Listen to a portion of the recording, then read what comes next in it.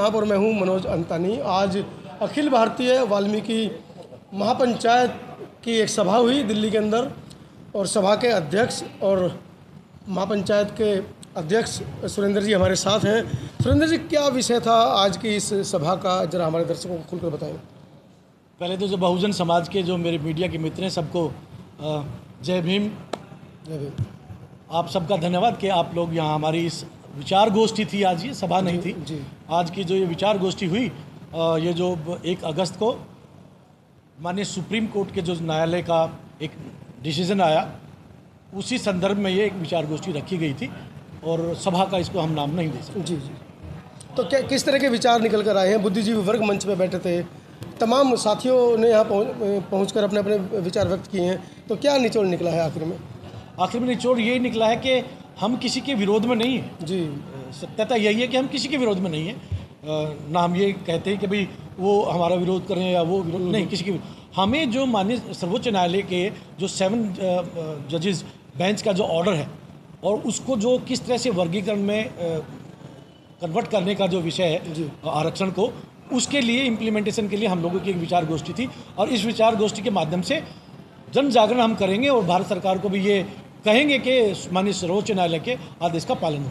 अच्छा, इसमें जब ये फैसला आया उसके तुरंत बाद कुछ सांसद और विधायक मोदी जी से मिले, तो मोदी जी ने क्रीमी लेयर की बात को तो इग्नोर किया है कि क्रीमी लेयर नहीं लगाएंगे, लेकिन उन्होंने ये कहा है कि हाँ, ये संभावना बरकरार रखी है कि हम वर्गीकरण के पक्ष में हैं। तो अब पाला जो है सुप्रीम कोर्ट से निकलकर राज्य सरकारों के हाथ में है कि राज्य सरकार चाहें तो वो दे सकती हैं। कैसे दबाव बना पाएंगे राज्य सरकारों पे? बहुजन मीडिया के हमारे साथी बड़े समझदार और थोड़ा सा इंटेलिजेंट, मैं उनको कहूँगा, हैं जी।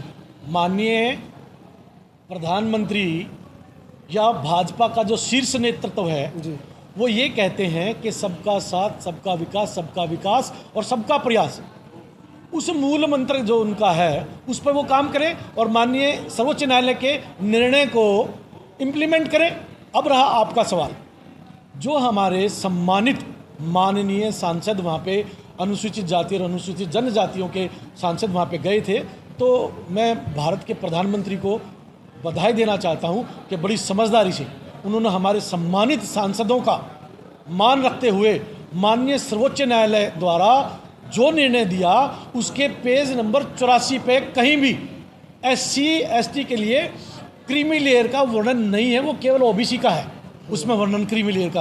वो उन्होंने उनको आश्वस्त कर दिया, और उसमें कहीं भी ऐसा कोई माननीय प्रधानमंत्री जी के द्वारा गलत संदेश नहीं है, ऐसा हम मानते हैं। अच्छा, इसमें एक नई बात अब निकल कर आ रही है। अभी मन से भी कुछ वक्ताओं ने ये बात कही कि हमें 10-15 साल लग जाएंगे, क्योंकि बच्चों की शिक्षा और निजीकरण, और जिस तरीके से उन्होंने कहा कि हमारे को ठेकेदारी प्रथा में ढकेल दिया गया है, तो संसाधन भी नहीं है कि बच्चों को महंगे स्कूलों में पढ़ाए जाएं, और वहीं लाखों की संख्या में सरकारी स्कूलों के बंद होने की सूचनाएं मिल रही हैं। तो इस स्थिति जो पनपेगी आरक्षण लेने के बाद भी, वर्गीकरण में कोटे में कोटा मिलने के बाद भी जो स्थितियाँ पनपेंगी शिक्षा को लेकर, स्कूलों को लेकर, उनसे कैसे निपटने की क्या तैयारियाँ हैं? देखिए, मैं फिर कह रहा हूँ कि हमारे जो बहुजन समाज के जो मीडिया के जो सदस्य मानिए, वो अच्छा एक प्रश्न पूछते हैं। हम कहीं ना कहीं ये स्वीकार करते हैं कि शिक्षा के लिए हम लोगों को और प्रयास करने पड़ेंगे जी। आरक्षण का यदि पूर्ण तरह से लाभ लेना है तो शिक्षा की ओर हमें जाना पड़ेगा। और जो दूसरे हमारे जो मित्र लोग हैं, जिनको आप जाटव समाज, अब वो थोड़ा सा क्लैरिफिकेशन मैं कर दूं, थोड़ा सा फाइन ट्यूनिंग में वो जाटो समाज कहलाते हैं। पहले चमार चूड़ा ही होता था, बिल्कुल, चमार अभी भी है।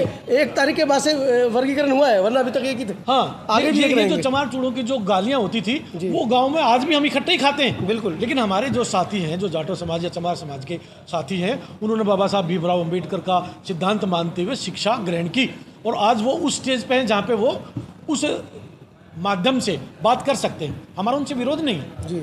हम उनको आइडियल मानते हुए शिक्षा के रूप में, केवल शिक्षा के रूप में आइडियल मानते हुए हमें शिक्षा के ऊपर जाना पड़ेगा। मतलब आप ये मानते हैं कि शिक्षा ही वो मंत्र है जो डॉक्टर अम्बेडकर 1956 में जब बौद्ध धर्म ग्रहण कर रहे थे, और उन्होंने 1935 में ये बात कही थी कि मैं हिंदू धर्म में पैदा तो हूँ पर हिंदू धर्म में मरूंगा नहीं, क्योंकि हिंदू धर्म ही वो धर्म था जिन्होंने कान में शीशा पिघला दिया मंदिर के मंत्र पढ़ने पर। इस बहुजन समाज को, इस हाथी जैसे समाज को पढ़ने लिखने से वंचित रखा, और आज भी वो समाज वंचित है आज़ादी के 75-76 साल बाद भी। तो ये बड़ा सवाल है ना शिक्षा को लेकर। फिर वही अच्छा एक क्लेवर क्वेश्चन है फ्रॉम योर जी। साइड, अच्छा clever question from your side.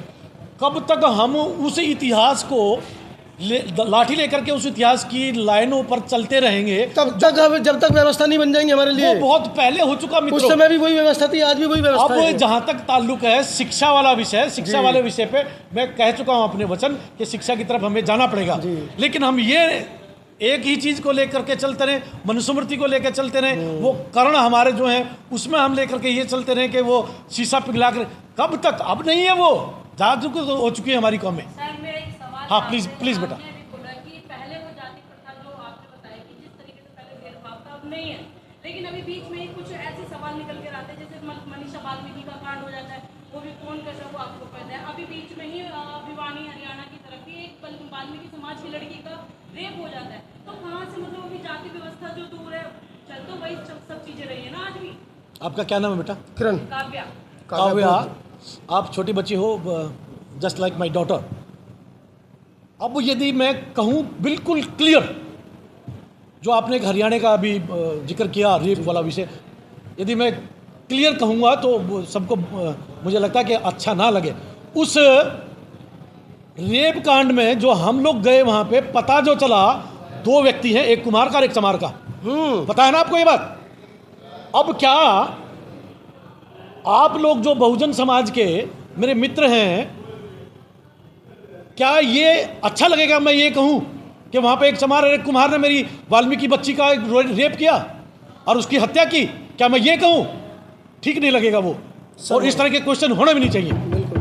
चलिए सर, अच्छा 10 तारीख के लिए आपने एक बड़े प्रोटेस्ट का आह्वान कर दिया जंतर मंतर पर, उसके बारे में हमारे दर्शकों से क्या अपील अच्छा, करना वो चाहेंगे? प्रोटेस्ट नहीं है, मेरा अच्छा साथी है। जी, जी। और मुझे ऐसा लगता है कि कहीं ना कहीं आप मुझे जागृत करने का या मेरे संगठन को या हमारे बुद्धिजीवियों को जागृत करने का काम कर रहे हैं धन्यवाद सर। अपने बहुजन मीडिया के माध्यम से। वो प्रोटेस्ट नहीं है, जी। वो सत्याग्रह है। मैं फिर कहना चाहता हूँ, वो सत्याग्रह है, प्रोटेस्ट नहीं है। हम वहाँ पे किसी का विरोध नहीं कर रहे, हम सत्याग्रह के माध्यम से सरकार को सचेत करना चाहते हैं कि माननीय सर्वोच्च न्यायालय का जो निर्णय आया है वो शब्द से शब्द इम्प्लीमेंट हो। ये जी प्लीज। जैसे आपने बोला कि आपने एक डाटा रखा कि 32 SC और 8 ST 40 करोड़ लोग हैं, जिसमें 5 करोड़ के करीब में जाटो समाज है, तो उसमें विरोध जो है सिर्फ आपने ऐसा क्लियरफाई किया कि जाटो कर रहे, जबकि बिहार के पासवान और जो भी SC वर्ग में पासवान भी है और जो भी अन्य समाज के लोग हैं, जाटो को छोड़ के 14 जातियाँ हैं जो इसके खिलाफ में है उपवर्गीकरण के। तो मतलब उनको ऐसा क्यों 5 को छोड़ के 35 को आप साथ ले रहे, मतलब अन्य लोग भी तो विरोध करें, इसका मतलब क्या कारण है? बहुत बढ़िया सवाल आपका है। आपने बिहार की बात कर दी, पासवान समाज की जो बात कर दी, पासवान समाज ने इस आरक्षण का सबसे ज़्यादा लाभ पासवान समाज को मिला है और वही दूसरी तरफ जाटव समाज को मिला है। लेकिन वहीं पे केंद्रीय मंत्री हैं भारत सरकार में, मांझी साहब को आप क्यों भूलते हैं? वो तो विरोध में, बिल्कुल। उन्हीं की कैबिनेट के मंत्री, जहाँ पे पासवान रामविलास पासवान के जो बेटे चिराग पासवान, वो यदि विरोध में है तो वहीं से समर्थन भी तो है मांझी साहब का।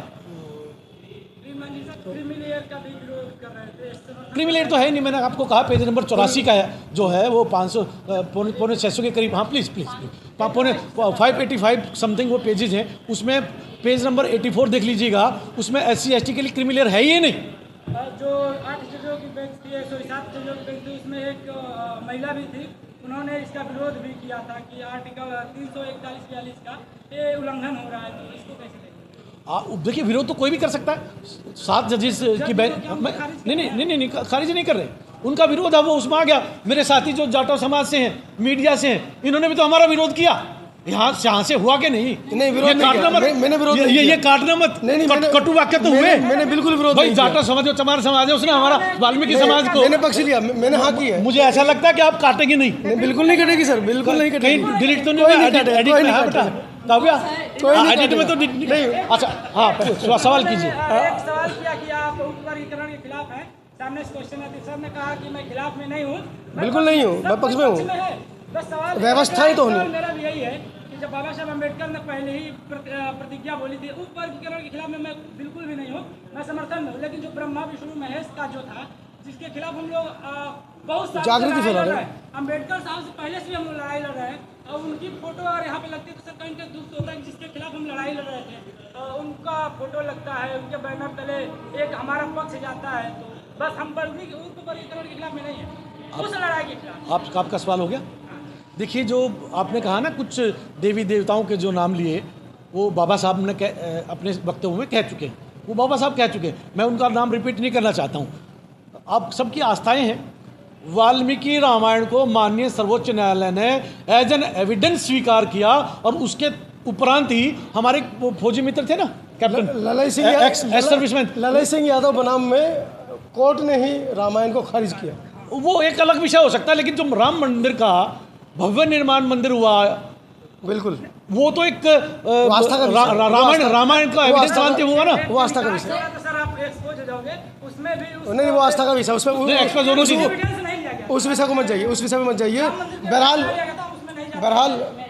बहरहाल चलते चलते मैं आपको बता दूं, लगभग 550 पेज का एक दस्तावेज जो माननीय सुप्रीम कोर्ट ने आरक्षण के वर्गीकरण के रूप में दिया है, वो बड़ा महत्वपूर्ण दस्तावेज है। और मुझे लगता है कि बहुत जल्दबाजी में भारत बंद की कॉल की गई और ये 11 तारीख और 10 तारीख का भी, क्योंकि 550 पेज को पढ़ना वकीलों के भी हाथ पैर फूल यदि रहे हैं आप मुझे उसको। एक मिनट प्लीज देंगे सर, तो प्लीज एक मिनट देंगे तो मैं कह दूंगा। Please please.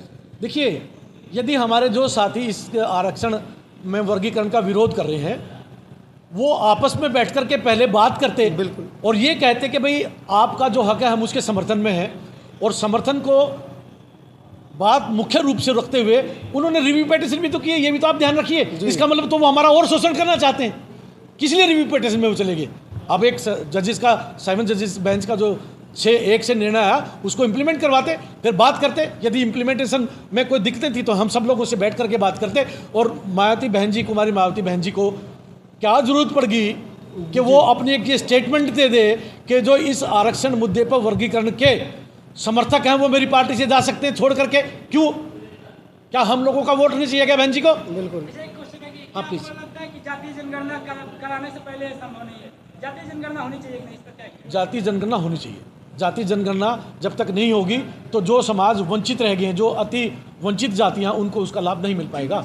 परसेंटेज में जो है, जैसे समर्थन करता हूँ, आपके सवाल को समर्थन करता हूँ। चूड़ा जितने समर्थन सबका अलग से रिजर्वेशन कर देना चाहिए, चाहे वो चूड़ा है, चाहे चमार है, चाहे धानक है, सबको अलग। चाहे वो खटीक है या अन्य बंजारा है, सपेरा है, जिसकी जहाँ पर संख्या जिसकी जहाँ पे पीड़ित है, जो देखिए, शिक्षित है। आप लोग ये कहते हैं कि 36 बिरादरी नहीं है। 2011 में जो छोटा मोटा एक वो हुआ था उसमें 1107 जातियां हैं जी, उपजातियां।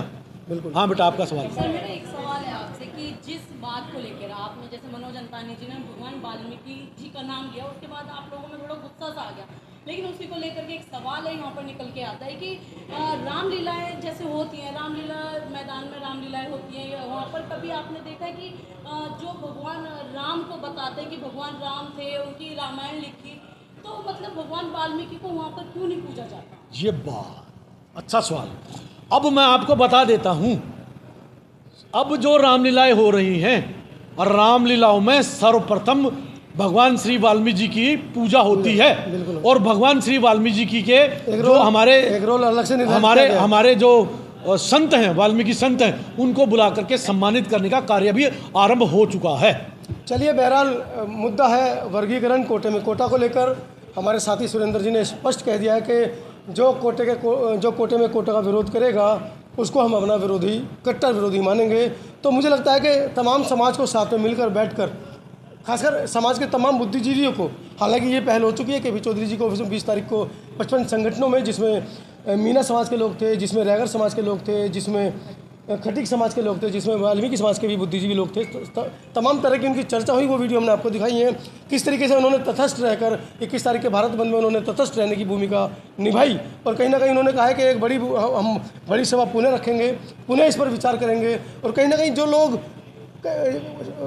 कुछ पक्ष और कुछ विपक्ष में है और कहीं ना कहीं मनमुटाव की जो स्थिति बनी हुई है, उससे हमें बचने की ज़रूरत है। आपस में वैचारिक लड़ाई है, विचार मिलाइए, और कहीं ना कहीं इस देश के अंदर जो ये जो गोष्ठी है वैचारिक और सैद्धांतिक मूल्यों के आधार पर रखी गई थी। बहुजन समाज के जो मीडिया है, सभी का हार्दिक धन्यवाद करता हूँ। धन्यवाद, थैंक यू। धन्यवाद। अगर आपको लगता है कि हमारा काम बहुजन समाज के लिए महत्वपूर्ण है, तो आप हमें आर्थिक सहयोग के लिए सीन दिखाए गए QR कोड स्कैन और फोन पे और गूगल पे और UPI और बैंक अकाउंट में कर सकते हैं।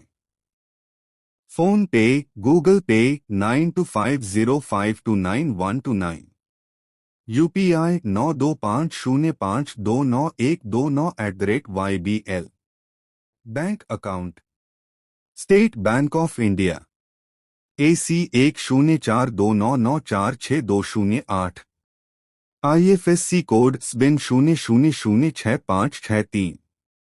आपका छोटा से छोटा सहयोग समाज और हमें और मजबूत करेगा, जिससे हमें बहुजन पत्रकारिता में और निष्पक्ष बनाने में मजबूत करेगा।